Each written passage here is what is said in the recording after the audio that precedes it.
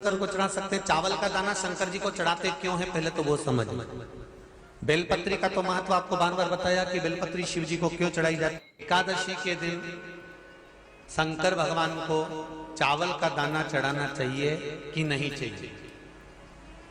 किसी ने पूछा कि चावल का दाना एकादशी पर भगवान शंकर को चढ़ा सकते हैं, चावल का दाना शंकर जी को चढ़ाते क्यों है, पहले तो वो समझ लें।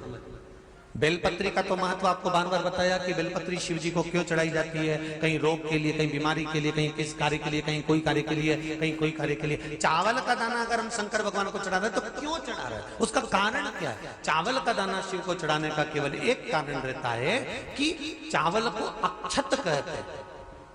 अक्षत का मतलब होता है अक्षय।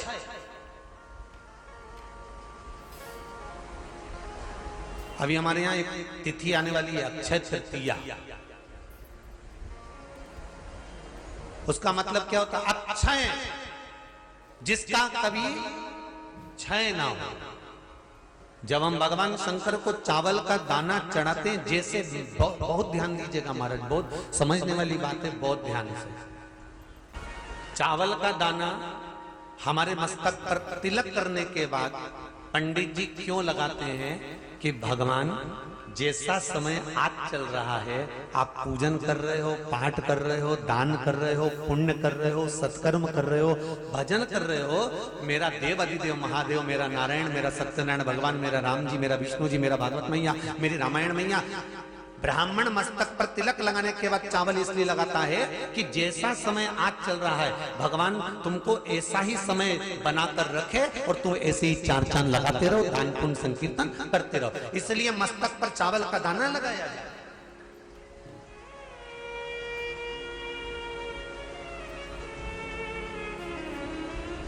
कोई मर जाता है, मरने के बाद जब तक पगड़ी नहीं होती तब तक माथे पर तिलक, चावल का दाना लगाया जाता है।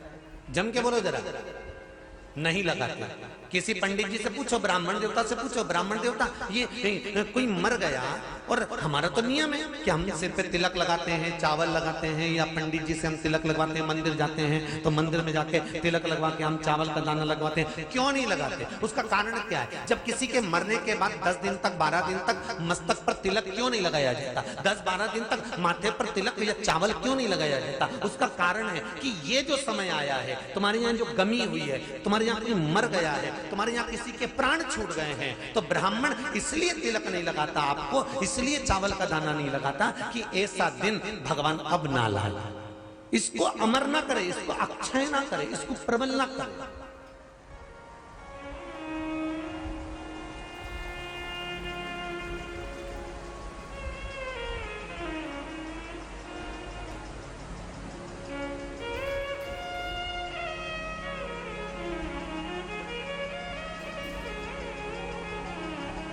और जब चावल का दाना, तो यहां शिव महापुराण की कथा करेगी, चावल का दाना हम शिव जी को क्यों चढ़ाते हैं, भगवान को क्यों समर्पित करते हैं, भगवान की पूजन में अक्षत क्यों समर्पित करते हैं, चावल क्यों समर्पित करते हैं, उसका कारण क्या है। तो कहा, आज मैंने जब चावल का दाना आपको समर्पित करा है, जिस भाव से, जिस विश्वास से, जिस श्रद्धा से, जिस मन से मैं आपको रिझा रही हूं, हे भोलेनाथ मेरी ये मनोकामना पूर्ण कर, इसको अक्षय कर देना, इसको अमर कर देना, बस इतनी कृपा आप कर।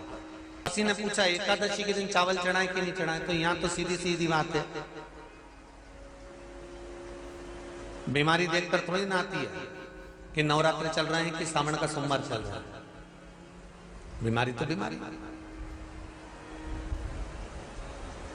तुम चावल मत खाओ।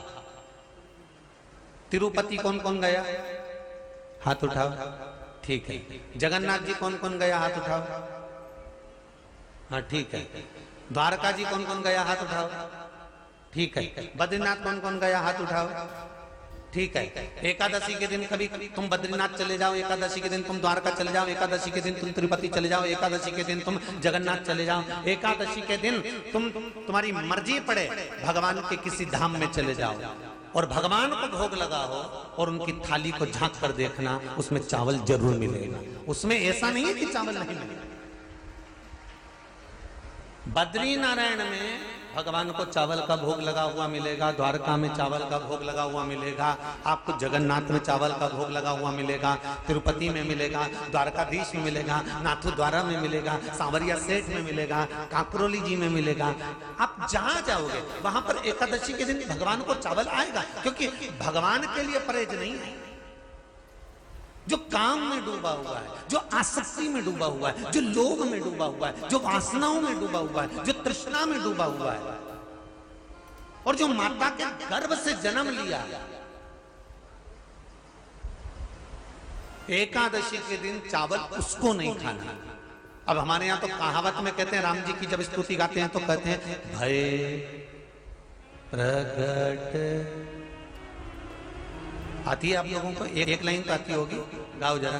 भय प्रगट दीन कौशल्या। अब रामचरितमानस में कहा भय प्रगट कृपाला। प्रगट मतलब एकदम सामने आ गए। यहां लिखा है पेदा भय लाला। अगर तुलसीदास जी लिखते तो जन्म लिया होता राम जी ने, तो तुलसीदास बाबा लिख देते कि पैदा भय, माता के गर्भ से इनका जन्म हो। नहीं नहीं नहीं, यहाँ कहा भय प्रगट कृपाला दीन कौशल्या। यहाँ प्रगट भय। एकादशी के माता पिता कौन है? सबसे पहले एकादशी का व्रत किसने रखा था?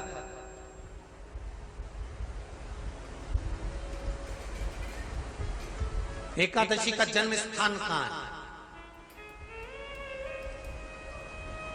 दुनिया के लोग बहुत प्रश्न करते हैं, राम जी अयोध्या में हुए थे, भगवान कृष्ण मथुरा में हुए थे, तो एकादशी कहां हुई थी? तो उसको बताना तो पड़ेगा कहां हुई थी।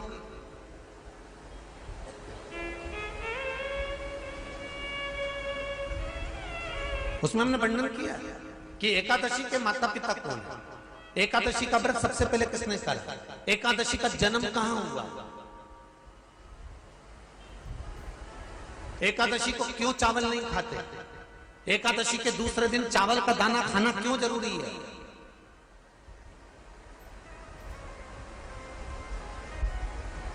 कौन सा तीर्थ है जहां एकादशी को उल्टा लटका दिया। एक एक चीज का वर्णन स्कंद पुराण सब चीजों का वर्णन कर देता है। प्रत्येक तो यहां जो वर्णन आया कि आप मनुष्य जो माता पिता के गर्भ से, माता के गर्भ से जन्म लिया हो, संसार में जिसका जन्म हुआ हो और मृत्यु लोक में गर्भ की कैद में रहने के बाद जन्मा हो, उसको एकादशी के दिन चावल नहीं खाना चाहिए। महाराज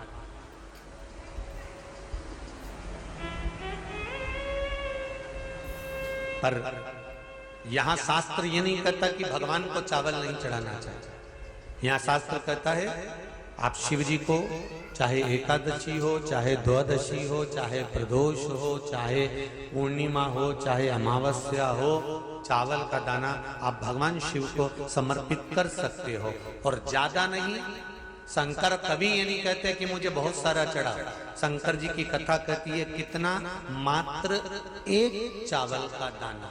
हम तो उनसे भी कहेंगे जो लोग कहते हैं ना कि हम आज हमारा सावन का महीना है तो आज हमें भगवान को 1.25 लाख बेलपत्र चढ़ाएंगे, तो कोई कहता हम 1000 बेलपत्र चढ़ाएंगे, तो कोई के हम 5000 चढ़ाएंगे, कोई के हम 50,000 चढ़ाएंगे। मेरा निवेदन केवल इतना है, तुम तो एक चढ़ा।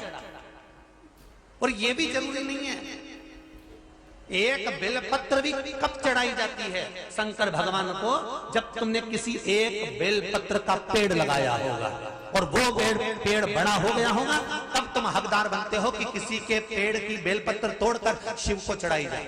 दशमी, एकादशी और द्वादशी। एकादशी का व्रत, दशमी की रात्रि को जो आप भोजन करें वो सात्विक करें। एकादशी के दिन भोजन ना करें, अन्न का भाग ग्रहण ना करें। अन्न का भाग ग्रहण ना करें।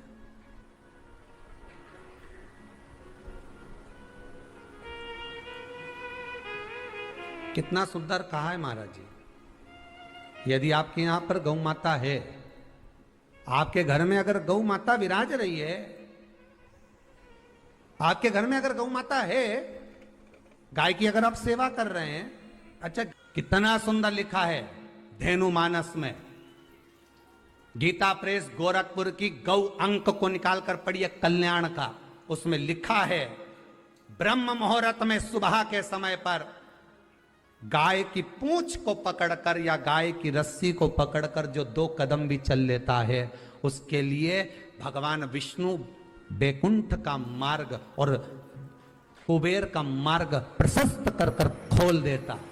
जरा पढ़िए धेनु मानस को पढ़िए, गौ अंक पढ़िए, गीता प्रेस गोरखपुर का कल्याण का अंक निकाल कर पढ़िए कि गाय का मात्र रस्सी पकड़कर 2 कदम चलने वाले के लिए मार्ग प्रशस्त हो जाता है। एकादशी के दिन अगर आपका व्रत है तो आप भूलवश भी डब्बे में रखी हुई रोटी गाय को ना देते हुए कुछ थोड़ा सा फल, फलहार, कोई केला, कोई सेब, जो आप खाते हो, अंगूर, पपीता, जो आप ग्रहण कर रहे हो, उसका थोड़ा सा भाग आप गाय को प्रदान करो, आप गाय को दीजिए।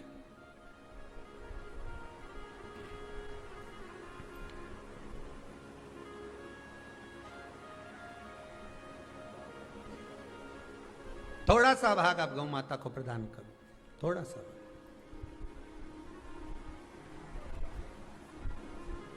सारे व्रतों में केवल एक व्रत ऐसा होता है एकादशी का, जिसका उद्यापन पहली एकादशी पर भी कर सकते हो। सारे उद्यापन में केवल एक उद्यापन ऐसा होता है, सारे व्रतों में एक व्रत का उद्यापन ऐसा होता है, वो है एकादशी का। ये जरूरी नहीं कि 26 पूरी होगी तभी तुम करोगे, या तो पहली में ही कर लो या फिर 26 पूरी हो तब कर। पर उद्यापन अगर तुमको ऐसा लगे कि हाँ मैं अभी तो जीऊंगी हो, अभी तो हमारा बाल भी धोला नहीं हुआ, तुमको ऐसा लगे तो अभी तो मैं तो बढ़िया,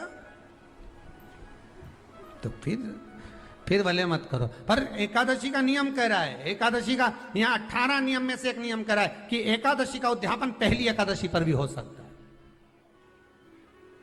पहली पर भी कर सकते, फिर तुम्हारा मन पड़े तब।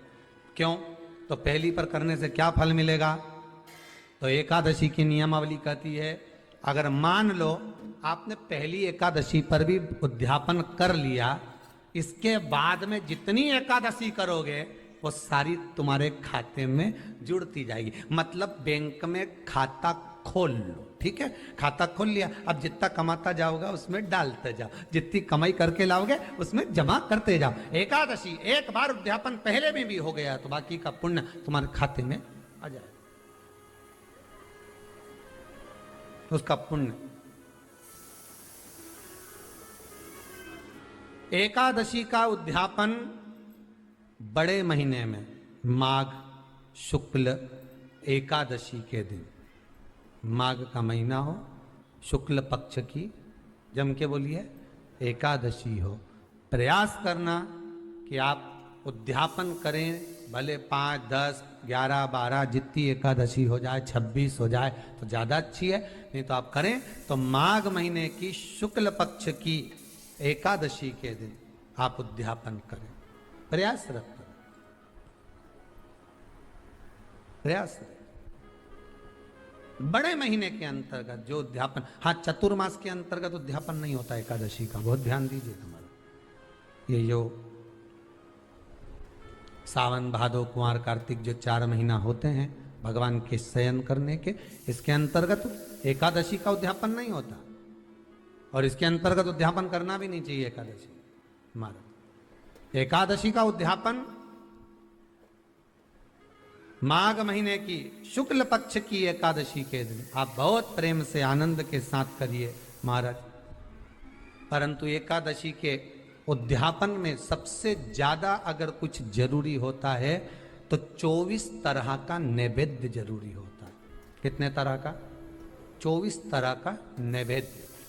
अब आप कहोगे गुरुजी उद्यापन हम कर रहे हैं एकादशी का, तो उसमें तो फलहार का हमें नैवेद्य बनाना चाहिए, तो फिर ये पुराण के अंतर्गत स्कंद पुराण में ये चीज लिखी है कि एकादशी का जब उद्यापन करते हैं तो 24 तरह का नैवेद्य बनाकर सिद्ध करते हैं। 24 तरह का नैवेद्य जान रख लेना, का हलवा बना लो, खीर बना लो, पूड़ी बना लो, सब्जी बना लो, पकोड़ा बना लो, भजिया बना लो, ऐसे 24 तरह का नैवेद्य अलग अलग चाहिए। पर लोग क्या करते हैं, खोपरा पाक बनवा लेते हैं 1-2 किलो और 24 जगह रख देते हैं। स्वीकृत नहीं है। 24 तरह का नैवेद्य रखा जाता है।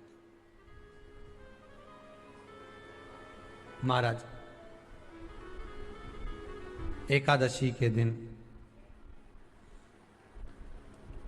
भगवान के पूजन का पूरी तैयारी कर कर मंडल आदि बनवाकर विद्वान ब्राह्मण को बुलाकर, कर्मकांडी ब्राह्मण को बुलाकर जो भगवत सेवा में एकादशी का उद्यापन कराए, उन ब्राह्मण के चरणों को नमन कर कर, प्रणाम कर कर एकादशी का पूजन करवाइए और उस मंडल की पूजन कराकर हवन द्वादशी को कराइए।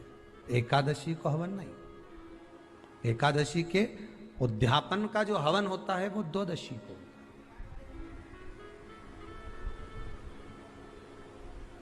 एकादशी का उद्यापन द्वादशी को बड़े प्रेम से आप खूब आनंद से हवन पूजन कराओ। पूजन कराने के बाद, हवन कराने के बाद 26 जोड़े ब्राह्मण ब्राह्मणी के बुलाकर भोजन कराकर उनको भाव से जो आप समर्पित कर सकते हो, जितनी आपकी सामर्थ्यता हो, उस सामर्थ्यता के अनुसार आप दान धर्म पुण्य करो, आप उन्हें प्रदान करो। और बन सके तो एकादशी की रात्रि को भी जागरण करें और द्वादशी के दिन जिस दिन हवन करें उसकी भी रात्रि को कुछ जागरण करें।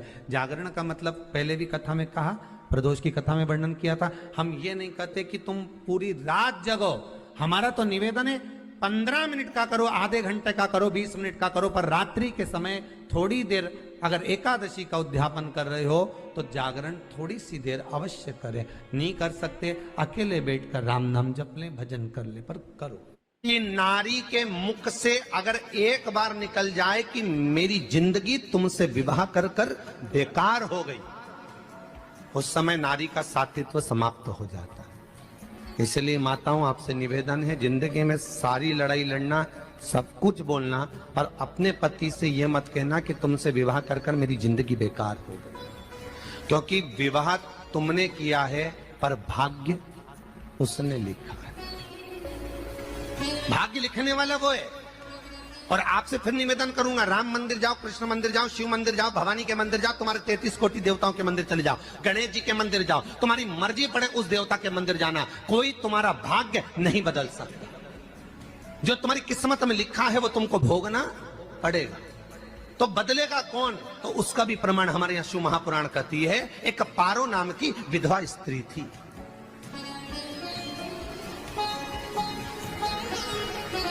क्या नाम है उसका? नाम पारो। विधवा है, पति नहीं है, एक बेटा है। और विधवा स्त्री जो थी वो गर्भ से थी, उसका संतान नहीं हुई थी, पति मर गया था, वो गर्भावस्था में बेटा रह गया और पति चले गए।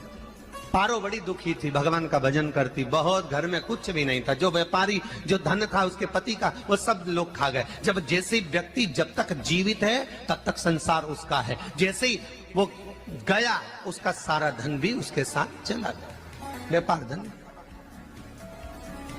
रो पारो आंखों से अश्रु बहता है, नैनों से जल बहता है, नैनों से बिंदु बहता है। और पारो की आंखों से जब आंसू बह रहा है, अश्रु निकल रहा है, जल बह रहा है। बेटे को जन्म दिया, उसने सोचा अपनी जिंदगी तो बेकार हो गई, पर बेटा जन्म लिया तो इसका नाम अच्छा रख दूं तो हो सकता है भाग्य आगे अच्छा हो। तो उसने उसका नाम भाग्य सिंह रख दिया। क्या नाम रखा? भाग्य सिंह। भाग्य अच्छा रहेगा इसका, तो हो सकता है कुछ अच्छा कर ले। पर बेटे की भी किस्मत इतनी प्रबल नहीं थी। मां जगह जगह बर्तन मांज कर काम कर कर बच्चे का पालन कर ली।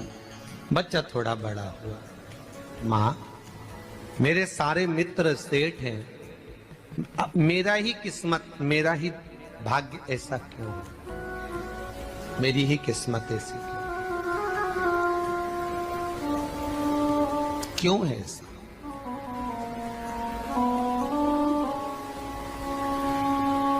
माँ मेरी किस्मत में इतना दुख क्यों लिखा है? माँ भोजन तक हमको समय पर नहीं मिलता, हमारा भाग्य ऐसा क्यों है? माँ हमारी किस्मत ऐसी क्यों है? माँ कहती है बेटा जो ललाट पर लिखा उसे कौन टाल सका। माँ बच्चों को समझाती है, माँ बच्चों को कहती है, धीरे धीरे समय निकलता है। माँ एक बार बता माँ, तू कहती है कि सब भगवान ने लिखा है भाग्य में, तो भगवान का मिलेगा मुझे बता दे। माँ बोलती है ऐसी कोई जगह नहीं जहाँ भगवान नहीं, वन में मिलेगा। हाँ मिलेगा। माँ का कहना मानकर भाग्य सिंह वन में चले गया और घने जंगल में भाग्य जब गया भाग्य सिंह, और घने जंगल में जब पहुंच गया, ढूंढते ढूंढते ढूंढते ढूंढते ढूंढते तो भी भगवान तो भगवान, भगवान की छाया तक नहीं मिली, भगवान की छाया तक। आंखों में जल भर गया, बेहोश होकर गिर गया। शाम का समय था, विष्णु और लक्ष्मी निकल कर जा रहे थे। लक्ष्मी और विष्णु जाते जाते उसको देखकर रूप बदल के उसके पास गए। बेटा आपका नाम क्या है? तुम्हारा नाम भाग्य सिंह है। कहाँ जा रहे हो? भगवान से मिलना है हमको। क्या काम है तुम्हें भगवान से? भगवान से पूछना है कि मेरी किस्मत ऐसी क्यों बनाई, मेरी किस्मत में गरीबी क्यों लिखी, मेरे भाग्य में इतना दुख क्यों लिखा। मुझे भगवान से पूछना है कि मेरी किस्मत ऐसी क्यों बनाई, मेरी किस्मत में इतना दुख क्यों लिखा।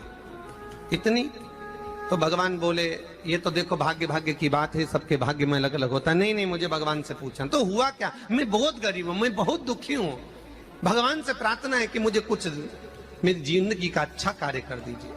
लक्ष्मी जी को दया आ गई, नारायण से बोले प्रभु इसको कुछ दे दो, थोड़ा सा इसके ऊपर कृपा कर दो। नारायण बोले इसके भाग्य में नहीं है लक्ष्मी, इसके भाग्य में नहीं है लक्ष्मी। लक्ष्मी मैं देवी दूंगा तो इसकी किस्मत में नहीं है।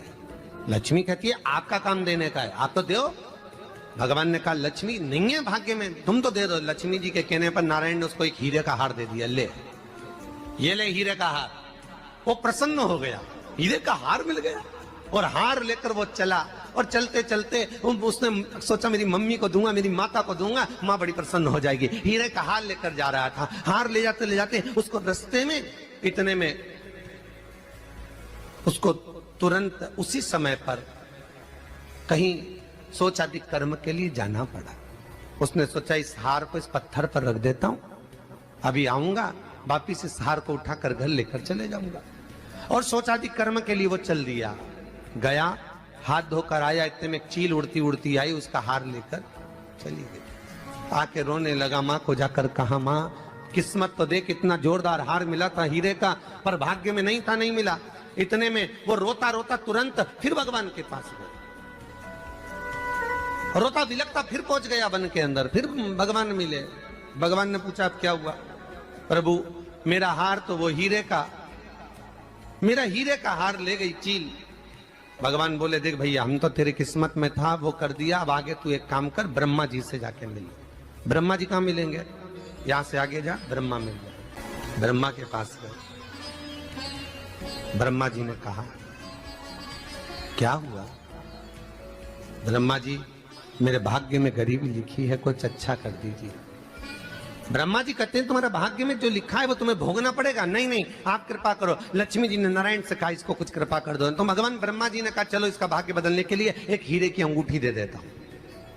भगवान ने उसको हीरे की अंगूठी दे दी।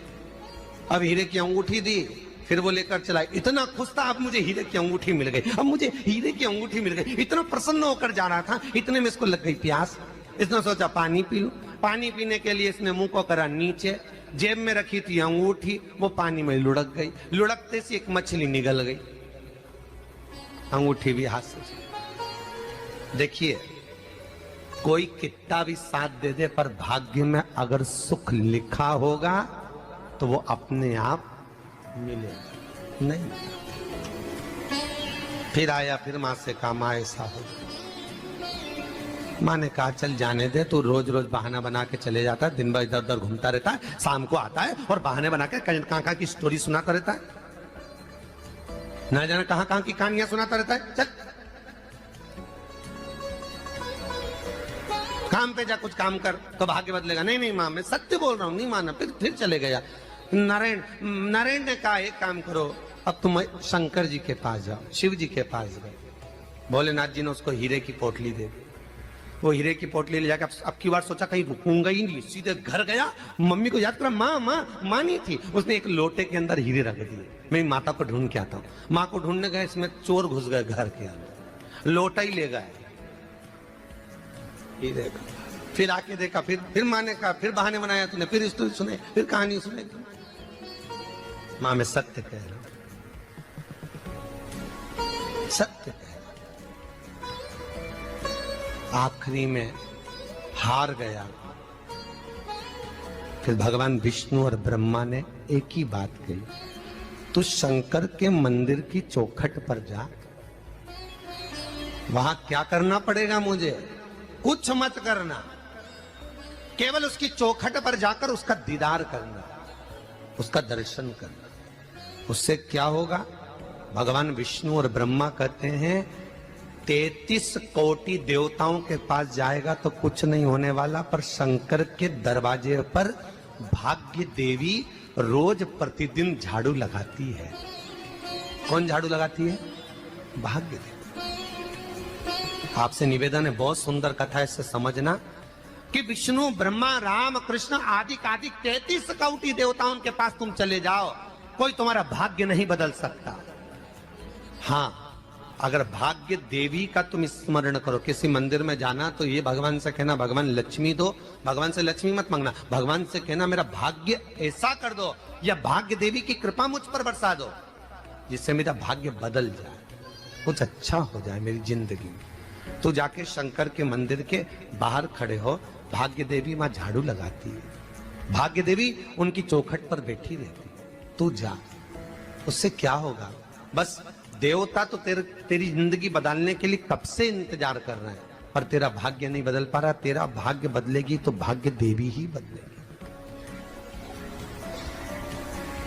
गया, शिव मंदिर के दरवाजे पर जाकर खड़ा हो जाता, भीड़ होती तो दरवाजे से दर्शन कर लेता, बाबा से नयन मिलाता, रोज प्रतिदिन जाता। एक दिन शंकर जी ने भाग्य देवी से कहा, देवी इसका भाग्य बदल दो। देवी कहती है, भोलेनाथ इसकी किस्मत में ब्रह्मा जी ने यही लिखा है दुख, इसकी किस्मत में ठोकरें खाना ही लिखा है। भाग्य देवी तुम मेरे दरवाजे की झाड़ू लगाती हो, आज इसके भाग्य की झाड़ू लगाई। भाग्य देवी ने कहा, भोलेनाथ आप कह रहे हो? हाँ मैं कह रहा हूं, क्योंकि मेरे दरवाजे पर इतने दिन से रोज आ रहा है और मेरे दरवाजे से खाली चले जाए अच्छा नहीं लगता। भाग्य देवी ने भाग्य बदला। एक सोने का सिक्का झाड़ू लगाते लगाते दरवाजे पर पटक दिया। उस सोने के सिक्के को लेकर वो चला और सोने के सिक्के को ले जाकर उसने माता को दिया। अब भाग्य कैसे बदलता है वो देखिए। सोने का सिक्का लेकर गया और तुरंत वो सोने का सिक्का घर में पहुंचा। रात से ठाठ हो गया, बेचकर भोजन की व्यवस्था करी। एक दिन माँ ने सोचा कुछ ऐसा करूं कि मैं मछली का व्यापार करूं, और मछली खरीदने के लिए गई। और मछली खरीदने के लिए गई, जो मछली मिली दे तो दी व्यापारी ने, परंतु घर लाते लाते वो मर गई। मरा तो काटा तो इसमें से हीरे की अंगूठी मिल गई। अंगूठी तो मिली, इतने में माँ ने कहा देखो भगवान ने बड़ी कृपा करी, हीरे की अंगूठी मिली। बेटे ने कहा ये मेरी ही अंगूठी है। मछली निगल गई थी। माँ ने कहा बेटा जाओ, थोड़ा आज ब्राह्मण भोजन करने आएंगे, थोड़ी लकड़ी काट कर लिया। बेटा लकड़ी काटने गया, एक पेड़ पर, सूखे पेड़ पर चढ़ा लकड़ी काटने के लिए। काटते काटते उसको पेड़ की डाली पे एक हार टंगा हुआ दिख गया। वो हार वही था जो हीरे का चील लेकर गई थी। वो हार प्राप्त हो। आते आते रास्ते में प्यास लगी, सोचा कहीं एक आध बर्तन मिल जाए, पड़ा हुआ तो लोटा पड़ा हुआ मिल गया जिसमें हीरे पड़े हुए थे। जब भाग्य चलता है तो सारी रास्ते अपने आप खुलते खुलते खुलते खुलते चले जाते हैं। जब भाग्य नहीं चलता तो चाहे कोई हीरा दे दे, चाहे कोई सोना चांदी दे दे, चाहे कोई फैक्ट्री खुलवा के दे दे, तो भी कुछ दिन में ठप्प हो जाए। भाग्य चलेगा तो धन आएगा, भाग्य नहीं होगा नहीं। तो भी कुछ मत करो, क्या करना है बोलो तो। जब भाग्य अगर दिक्कत दे तो कहीं जाने की जरूरत नहीं है, एक ही काम करना है, शंकर के दरवाजे पर जाकर उसका दीदार करना। नमस्कार, आप सभी का स्वागत है आज फिर से हमारे चैनल संस्कारी बेटी पर। आज हम सुनेंगे निर्जला एकादशी की कहानी। तो चलिए, ओम नमो भगवते वासुदेवाय नमः का नाम लेकर हम कहानी शुरू करते हैं। एक समय की बात है, एक नगर में एक जाट रहता था। उसकी नई नई शादी हुई थी। शादी के बाद वो पहली बार अपनी पत्नी को लेने ससुराल जा रहा था। वह अच्छे और नए वस्त्र पहनकर तैयार होकर ससुराल के लिए रवाना होता है। रास्ते में उसने देखा एक तालाब में एक गाय पानी पीने के लिए उतरी है। वह ज्येष्ठ माह का महीना था।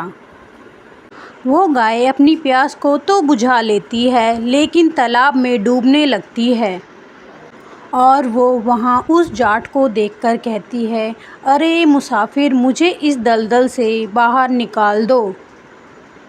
तब जाट बोला, नहीं नहीं गऊ माता, मेरे कपड़े गंदे हो जाएंगे। मैं पहली बार अपनी पत्नी को लेने ससुराल जा रहा हूँ।